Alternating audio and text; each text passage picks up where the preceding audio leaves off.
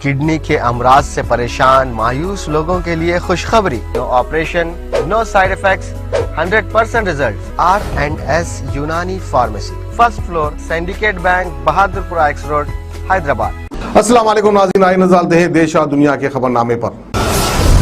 सच news के खबरनामे में आप सबका इस्तकबाल है। आज की सबसे बड़ी खबर है, लखीमपुर मामले में आया है नया वीडियो वायरल हुआ है, जहां पर किसानों को रौंदती दिखी मंत्री की तेज रफ्तार SUV। यूपी के लखीमपुर खीरी के वायरल वीडियो की एक नई क्लिप सामने आई। इस क्लिप में साफ दिखाई दे रहा है कि मंत्री की तेज रफ्तार SUV सड़क पर चल रहे किसानों को रौंदते हुए आगे निकल गई है। वीडियो में दिख रही काली XUV को केंद्रीय मंत्री ने अपने परिवार के होने की पुष्टि की है। वीडियो मंत्री और उनके बेटे के दावों का खंडन करता प्रतीत होता है। मंत्री ने दावा किया था कि उनका महिंद्र थार पर हमला किया गया था। वीडियो में कार पर कोई पत्थर या लाठी नहीं फेंकी गई है। ड्राइवर ने नियंत्रण खो दिया, जिसकी वजह से कम 4 से 5 किसानों की मौत हो गई। कई लोग घायल भी हुए। वीडियो देखकर यही लग रहा है कि ड्राइवर अच्छी तरह से होश में है और जानबूझ कर तेज स्पीड में SUV चला रहा था, जिसकी चपेट में आकर कम से कम 4 किसानों की मौत हो गई और सड़क पर मार्च कर रहे किसान जख्मी हो गए। वही मंत्री अजय मिश्रा इस्तीफा नहीं देंगे। अपने बेटे पर कार से कुचलने के लिए इल्जामों को लेकर उन्होंने सरकारी सूत्र जारी किया है। अगली बड़ी खबर आ रही है राहुल और प्रियंका गांधी को लेकर, जो लखीमपुर खीरी पहुंच चुके हैं। पीड़ित परिवारों से मुलाकात करी है उन्होंने। जयपुर में बहन प्रियंका से मिलने के बाद राहुल गांधी और प्रियंका ने लखीमपुर खीरी पहुंचकर रविवार की हिंसा में मारे गए किसानों से मुलाकात की है। कांग्रेस के प्रतिनिधिमंडल लखीमपुर के पालिया के शहीद किसान लवप्रीत के परिजनों से मिले हैं। प्रतिनिधिमंडल मंडल किसान में जर्नलिस्ट रमन कश्यप के घर पर भी बातचीत करी है। मंडल में मुख्यमंत्री भूपेश बघेल, रणजीत चन्नी, दीपेंद्र हड्डा और केडी वेणुगोपाल समेत कई नेता शामिल थे। यूपी यात्रा के दौरान राहुल की लखनऊ एयरपोर्ट पर सुरक्षा स्टाफ से मामूली नोकझोंक भी हो गई थी। राहुल गांधी वेडनेसडे को पंजाब और छत्तीसगढ़ के CM के साथ लखनऊ पहुंचे थे। लखनऊ पहुंचने के बाद कांग्रेस के पूर्व नेता यूपी पुलिस के ट्रांसपोर्ट से जाने को कहा, तो उन्होंने कहा कि मेरे परिवहन का इंतजाम करने वाले आप कौन है, मैं अपनी कार से जाना चाहता हूं। ऐसे में इस तरह की कुछ छोटी मोटी नोकझोंक वहां पर पाई गई। वहीं आम आदमी पार्टी के नेता और सांसद संजय सिंह भी लखीमपुर जाने की इजाजत दे दी गई। लखीमपुर मामले में लेकर आप में चंडीगढ़ प्रदर्शन किया गया था। वहीं अगली बड़ी खबर आ रही है कश्मीरी घाटी को लेकर, जहां पर उसकी सुरक्षा पर सवाल उठ रहा है। 4 दिनों में 5 लोगों के कत्ल का मामला सामने आ रहा है। जम्मू कश्मीर में कश्मीर घाटी की सुरक्षा पर सवाल उठने खड़े हो गए। बीते 4 दिन में 5 आम लोगों आतंकियों ने अलग अलग को निशाना बनाया है। हादसे में उनका कत्ल कर दिया गया है। इनमें से 3 हमलावर मंगलवार को यानी कि ट्यूसडे को हुए हैं।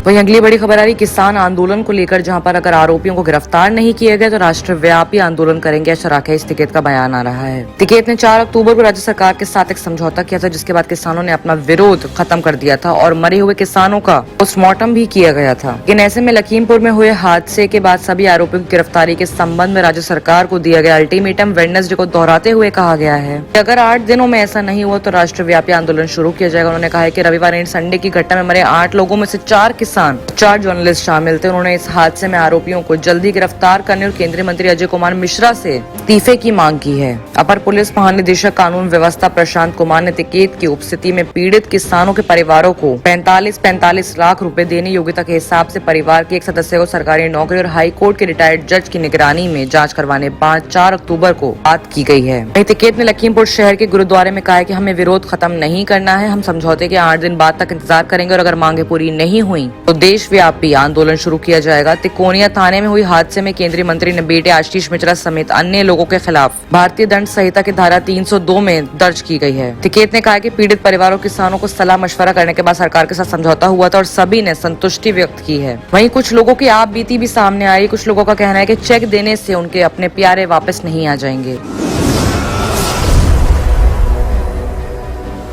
वहीं एक और बड़ी खबर आ रही है कर्नाटक से, जहां पर भारी बारिश से मकान ढह चुके हैं। 2 बच्चों सहित 7 लोगों की मौत हो गई है। CM ने कहा है कि 5 लाख रुपए का मुआवजे का ऐलान कर दिया गया है। कर्नाटक के बेलगावी में तेज बारिश की वजह से वेडनेसडे को रात एक मकान ढहने से 7 लोगों की मौत हो गई। मारे गए 7 लोगों में से 2 बच्चे भी थे। हादसा बेलगावी के बालक कांगली गाँव में करीब 9 बजे हुआ। कर्नाटक के मुख्यमंत्री बसवराज बोमई ने हादसे में मारे गए लोगों के परिवारों को 5 लाख रुपए का मुआवजा देने का ऐलान किया है। वहाँ ये भी बोला गया है कि भारी बारिश की वजह से दीवार उनकी गिर गई थी। मरे जाने वालों में एक इंसान फैमिली का कमाने वाला भी था। सभी मरे हुए को पोस्टमार्टम के लिए भेज दिया जाएगा।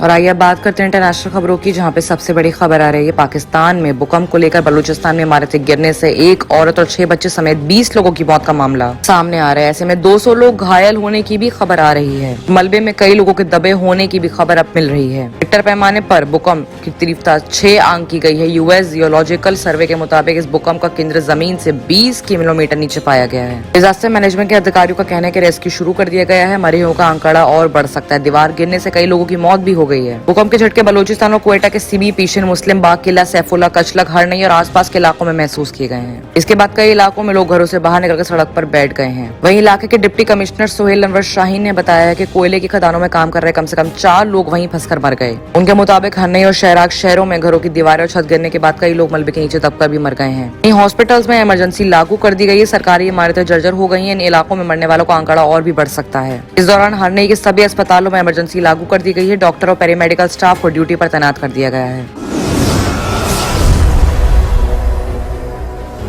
आइए बात करते हैं अमेरिका की, जहां पर फिर से शूटिंग का मामला सामने आ रहा है। टेक्सास में हाई स्कूल में फायरिंग हुई है। 2 स्टूडेंट्स का झगड़ा बना। गोलीबारी की वजह 3 स्टूडेंट्स और 1 टीचर घायल हो चुके हैं। अमेरिका में टेक्सास राज्य के हाई स्कूल में बुधवार यानी वेडनेसडे को फायरिंग हुई है। मीडिया रिपोर्ट्स के मुताबिक 1 टीचर और 4 स्टूडेंट्स घायल हो चुके हैं। घटना अलीगर्टन शहर के टिम्बरयू हाई स्कूल में हुई है। रिपोर्ट्स के मुताबिक फायरिंग की जानकारी मिलने के बाद पुलिस मौके पर पहुंची और 1700 स्टूडेंट्स और टीचर्स को सुरक्षित बाहर निकाल लिया गया। कुछ देर बाद आरोपी छात्र को भी हिरासत में ले लिया गया। पुलिस ने गन भी बरामद कर ली है। दरअसल छात्रों के बीच झगड़ा हो गया था। स्कूल की क्लास में 2 स्टूडेंट्स के बीच किसी बात पर झगड़ा हुआ। इसके बाद 18 साल के मोटी जॉर्ज स्मिंकिन ने पिस्तौल निकालकर फायरिंग शुरू कर दी। वहीं एक और बड़ी खबर आ रही है रूस से, जहां पर रूस में एक दिन में कोविड-19 के सबसे ज्यादा मौत के केसेस सामने आ रहे हैं। 24 घंटे में कोविड-19 के 920 लोगों की मौत हो गई है। मॉस्को और करीब के इलाकों में भी पाबंदियां लगा दी गई हैं। यहाँ डेल्टा संक्रमण बढ़ रहा है। मॉस्को और करीबी इलाकों में कुछ ताबड़तोड़ पाबंदियां लगाई गई हैं। रूस संक्रमण के लिहाज से दुनिया का 5वां सबसे ज्यादा प्रभावित देश है। यहाँ अब तक 35 लाख से ज्यादा पॉजिटिव केस मिल चुके हैं। वैक्सीनेशन अभियान में सुस्ती की वजह बताई जा रही है। सिर्फ 30% आबादी का वैक्सीनेशन है। 24 घंटे में 900 से पार केसेस आने के बाद और मौतें होने के बाद वहाँ पर दोबारा से लॉकडाउन लग सकता है। बाकी की तमाम खबरों के लिए देखते रहिए सच न्यूज। किडनी के अमराज से परेशान मायूस लोगों के लिए खुशखबरी। R&S यूनानी फार्मेसी किडनी और गॉल ब्लैडर स्टोन के खात्मे का जरिया। अब UNI स्टोन कैप्सूल्स के जरिए खात्मा कीजिए। No operation, no side effects, 100% result. सिर्फ UNI स्टोन कैप्सूल से मुस्तहिक लोगों के लिए खुसूसी रियायत। फिर से पथरी न होने का मुकम्मल इलाज। दर्द, कॉन्स्टिपेशन और पुराने कब्ज से निजात पाइए। आज ही तशरीफ लाएं।